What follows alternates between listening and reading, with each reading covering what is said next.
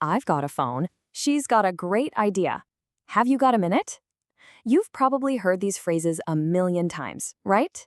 Well, today we're going to master this super common phrase, have got, so you can talk about all the things you have just like a native speaker.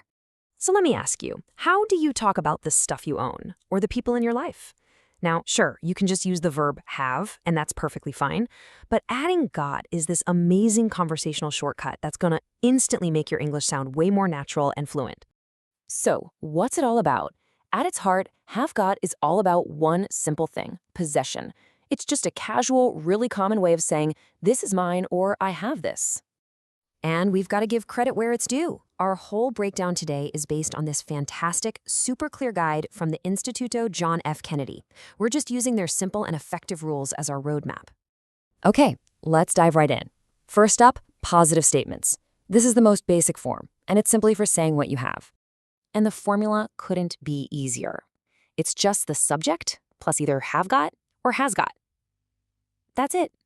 The only tricky part is just remembering when to use have and when to use has. And here it is, the one big rule you really need to know. For I, you, we, and they, you always use have got. But for he, she, and it, the verb changes to has got. So I have got a book, but she has got a dog. See that little change? That's really the main thing to remember. Now, you want a pro tip to sound even more natural? In real conversation, we almost never say the full long form. We smash the words together. So I have got becomes I've got. He has got becomes he's got. This is how you'll hear it in movies, in music, everywhere. Okay, that covers what you have. But what about all the things you don't have? Well, that leads us right into negative statements. And guess what? The structure is practically identical. We just slide one little word in there, not. So the new formula is just the subject plus have not got or has not got. And that key rule from before, it absolutely still applies here. So it's I have not got a car, but he has not got a sister.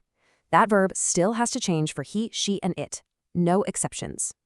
And just like before, we have our short forms. Have not got shrinks down to haven't got, and has not got becomes hasn't got. Honestly, this is how you're going to say it pretty much all the time. I haven't got time. She hasn't got a phone. It just flows better, right? Okay, so we can say what we've got, we can say what we haven't got. But how do we find out what someone else has? Let's break down how to ask questions. To turn a statement into a question, you just flip the word order. It's like a simple three-step recipe. You start with have or has. Then you pop in the subject, and you finish it all off with got. Let's see it in action. Have you got a pencil? See? We start with have, then the subject you, and end with got. Or how about, has he got a brother? It's has, then the subject he, then got. Once you see that pattern, it just becomes automatic. And of course, answering the question is just as important. The great thing is, you can just use these quick, short answers. If someone asks, have you got a pencil? You don't need a long sentence, just yes, I have, or no, I haven't. So simple. Whew, all right. I know that was a lot of little bits and pieces, so let's do a quick review and put it all together. This is where you'll see how everything really clicks into place. Okay, here it is, the entire pattern in one handy spot. Positive, she has got a dog. Negative, she hasn't got a dog. And the question, has she got a dog? Now look closely. Notice how has and got are buddies in the statements, but in the question, the subject, she, jumps right in between them. That's the key difference. So now the question is for you. It's your turn to practice.